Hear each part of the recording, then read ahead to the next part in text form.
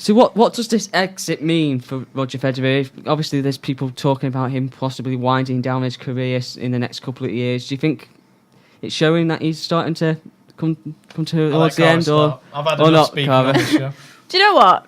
Roger Federer's lost. I think that's something we should start getting used to. Because I think with these next-gen players, the only one who's really stood out for the last 12 months or so has been Alex Zverev. But now we've got Stefanos Tsitsipas bringing himself forward, won the next-gen finals last year, and he's now proven that he can beat the best of the best. And, Roger Federer, he's out, he's a defending champion. It is a bit of a shock. But that doesn't mean he's going to retire anytime soon. I think he's playing the best tennis of his career.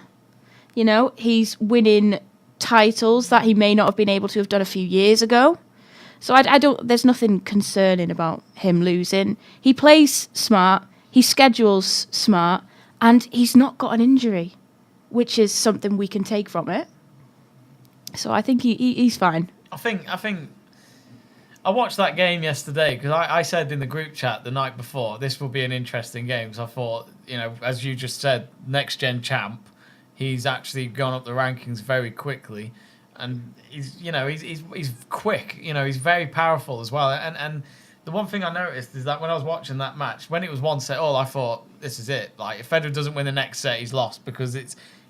For me, Federer, I'm not saying he can't play 5 sets, but I think he would favour playing in straight sets because, age does get to you. Even if you're the fittest man in the world, you are going to have, sadly, your bones aren't as good as they used to be. Especially on a hard court as well. Yeah. He's gonna wear you out as if playing on grass where Federer could last the 5 sets. If it was on grass, Federer would have won that easy. And I think as well, like people could say right now Federer's career is ending now. Like this is when he doesn't win any majors. But I've said that for years. I said in 2015.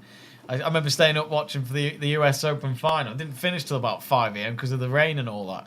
And I saw him lose to Djokovic quite badly. And I thought, if Djokovic is about, he won't win anything anymore. But then that period happened where Djokovic had his wrist injury, had problems with his wife, and then he took a few months out. And then what happened?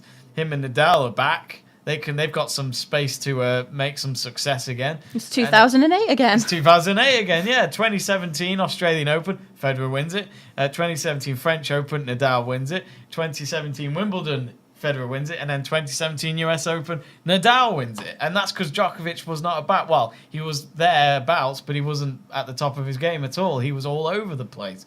And that, for me, says it all, where I'm starting to think Djokovic could become a better player than Federer and Nadal put together. A lot of people might disagree, and not a lot of people like Djokovic. But I'm not saying he could win. He could win the Australian Open this week. I'm sure he's still the favourite. But Federer, I think for him, I think he's got I think he's got this year and next year. Depending on how results go, I think Federer's retirement plans must be soon coming for him.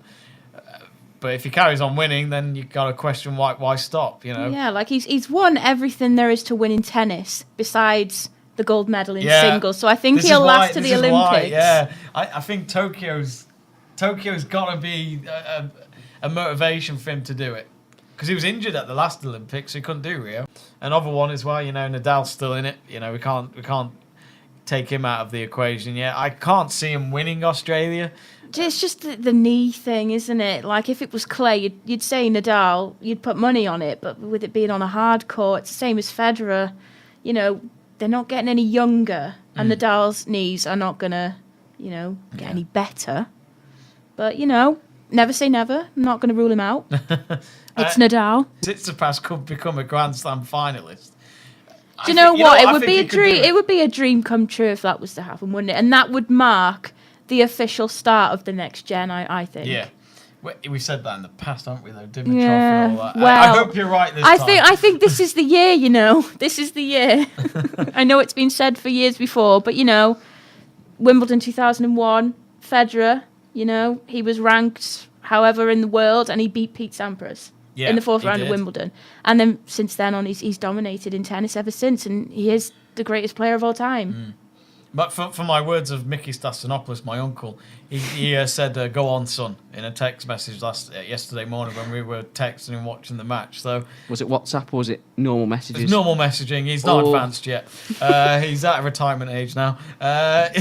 Love you, Mickey. But I think for Greece as well. Greece.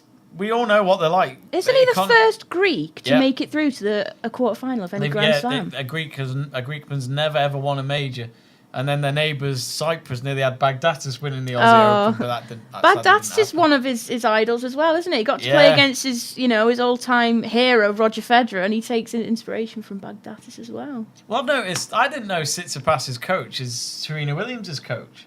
Patrick Mouratoglou, I noticed him in the box. I didn't know that either. No, I didn't know that. I mean, I'm surprised he didn't do any signals again, during the match. But maybe he didn't need it because he was winning a match instead of Serena Williams losing. But mention as well the women's tennis. Simona Halep lost to Serena Williams, number 1 in the world. But this is my problem with women's tennis. Not that I've got a problem with it. Like my problem is with women's tennis is I never believe in who's number 1 because it's if Serena Williams is not number 1. Then the number 1 ranking to me means nothing. Yeah, like Serena's got the Grand Slams and the experience and the winning, and she's more consistent than maybe the rest of the field. But I picked Arina Sabalenka to win this tournament, and she went out in the 3rd round. So I remember a couple of years ago they had the great and powerful Woz, as I call her, who was world number 1.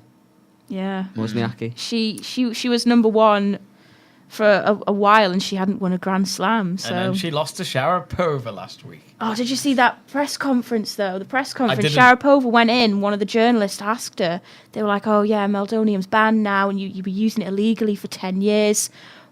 How are you finding it now? How are you coping? She was like, next question, please. I'm not answering that. Interesting.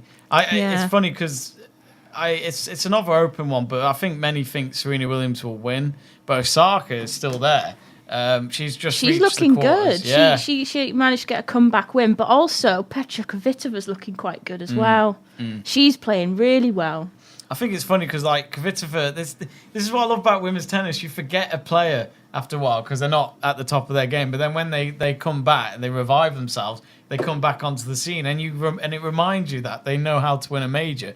Because Kvitova's won 2 Wimbledon titles, hasn't she? Yeah. And obviously with Osaka, who's a recent Grand Slam winner herself, I really would like to see her win Australia because I think she needs a nicer memory after what happened.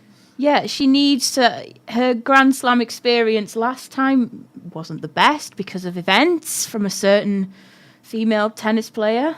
Yeah. But yeah, it would be nice for her to back it up and have the applause and the recognition for what she's done rather than the media focus their attention on the person who came runner-up. Yeah. Should we wrap it up then? Who's going to win? Who's going to win? Well, we've got 4 more minutes. You can talk a little bit longer if you want. Who's going to win? Move on to the snooker. Men's, I'm going to say Djokovic. I'm gonna go with Tsitsipas. It would be nice, yeah. I might actually put a bet on that. I'd love to know the odds. But Women's, I would have said Sabalenka, but she lost in round 3. Women's, I don't know. I'm going to say Osaka just because I want Osaka